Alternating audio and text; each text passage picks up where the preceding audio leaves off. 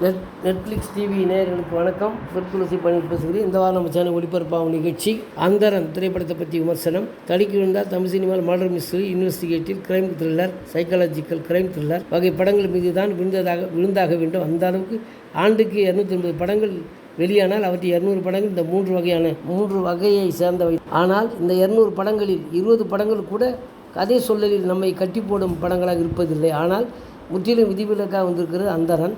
சசியின் டிஷ்யூம் படத்தில் சந்தியாவை மனம் முடிக்கவிருக்கும் மாப்பிள்ளையாக ஒரு காட்சியில் வந்து அடக்கமாக, அமைதியாகவும், அழகாகவும் நடித்த அறிவுமானவர் தான் பிரஜின்.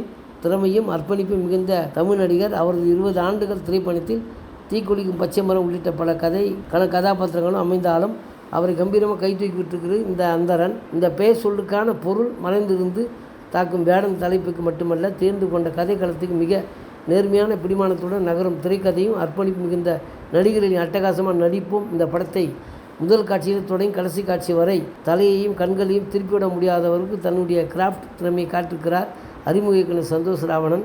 தமிழ் சினிமாவை அணுகணுவாக புரிந்து கொண்ட ரசனையான இயக்குனர் கிடைத்திருக்கிறார். இவரை போன்ற ஒரு திறமையை இயக்குனரை அடையாளம் கொண்டு அவரது மேக்கிங் திறமைக்கு தேவையான பட்ஜெட்டை கொடுத்திருப்பதுடன் படத்தில் நாயகியுடன் மிக அப்பாவாக வெகு இயல்பாக நடிக்கவும் செய்திருக்கிறார் MK சாம்பசிவம். பாராட்டுக்கு தகுதியான அறிமுக தயாரிப்பாளர். இனி விமர்சனத்துக்குள் நுழைவோம். கல்லூரி படிப்பை முடித்து பணிபுரிந்து வரும் கார்த்திகாவுக்கு இவானா வருண் திருமணம் பேசி முடிக்கிறார்கள். திருமணம் நிச்சயம் முடிந்த கையோடு லாரி மோதி இறக்கிறான் மணமகன். இவனை மட்டுமல்ல, இதற்கு முன்பு கொல்லப்படுவான்.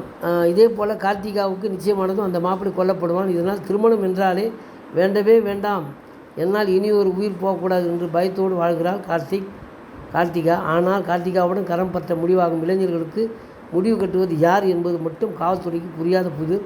இந்த சூழ்நிலையில் தான் கார்த்திகாவின் மாப்பிள்ளைகள் மரணிக்கும் பின்னணியை புலனாய்வு செய்ய வருகிறார் காவல் அதிகாரி செழியன். பயந்து கிடக்கும் கார்த்திகா மீது அக்கறை காட்டி அவளோடு நெருங்கி பழகி அவளது உதவியுடன் எப்படி கொலையாளியை செழியன் நெருங்குகிறார் என்பதே கதை.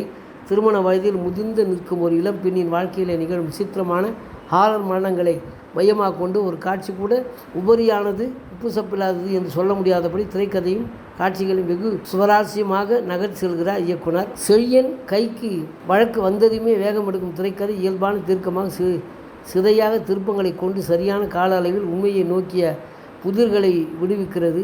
மிக மிக முக்கியமான கதையோடும் கதாபாத்திரங்களோடும் ஒன்ற வைக்கும் மாயத்தை திரைக்கதை இறுதி வரை சாத்தியப்படுத்துவதால் சிறந்த திரை அனுபவம் கிடைக்கிறது. எங்காவது ஒரு இடத்திலேயாவது ஒரு சிறு ஓட்டை இயக்குனர் தவறு விட்டிருப்பார் என்று தேடினால் அதற்கு அவர் வாய்ப்பை கொடுக்கவில்லை. நல்வரவு சந்தோஷ் ராவணன். காவல் அதிகாரி செழியனாக வரும் பிரஜின் கட்டுக்கோப்பான உடல் தோற்றம், அழுத்தமான நடிப்பை தந்திருக்கிறார். தனது கேரக்டர் ஆர்க்கிற்கு உணர்ச்சிகரமான ஆழத்தை தந்துள்ளார். இவரை ஒரு படி மிஞ்சும் விதமாக கார்த்திகாவாக நடித்திருக்கும் இவானா கேரக்டராக வாழ்ந்திருக்கிறார்.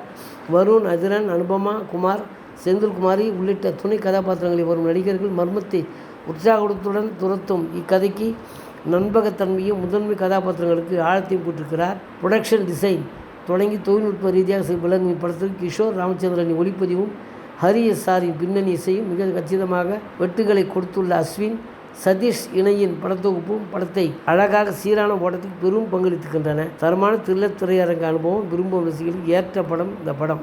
நன்றி, வணக்கம். அடுத்த வாரம் வேறு ஒரு திரைப்படத்தோட செய்தியோடு உங்களை சந்திக்கிறேன்.